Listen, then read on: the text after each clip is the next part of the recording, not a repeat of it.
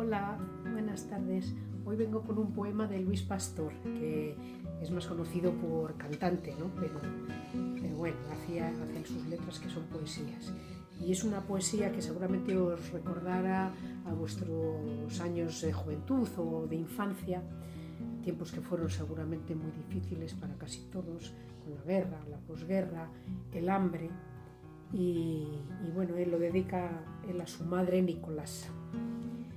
Yo nací en una tinaja, barro y vientre de otra vida fue mi madre Nicolasa la que sangró por mi herida.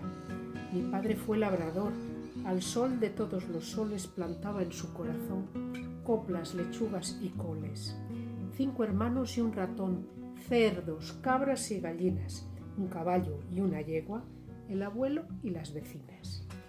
Yo me crié en un caldero, legañas de palangana, agua del pozo al puchero y sopita de mañana, tocino, pan y manteca, castañas de vientre fresco, que asábamos en la lumbre cuando apretaba el invierno, escarcha de la memoria, lata con brasa y picón, bajo el pupitre cabrillas y en la oreja el sabañón. Yo me crié en un caldero y en el hueco de una encina, en cada surco del huerto brota un rastro de mi vida. En ese mundo feliz, la fruta nacía del árbol y se contaba en reales cada mísero salario. El secadero de higos, el botijo a la garganta, la teta para el ordeñe, las migas en la matanza.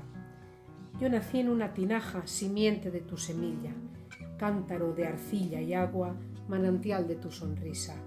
Yo nací en una tinaja, pileta de agua bendita, Nicolasa de mis ojos, pequeña pero bonita.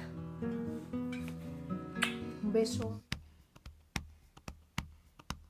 La voz de mi corazón es un canto de cigarra del coro de tantos pueblos que viven sin esperanza.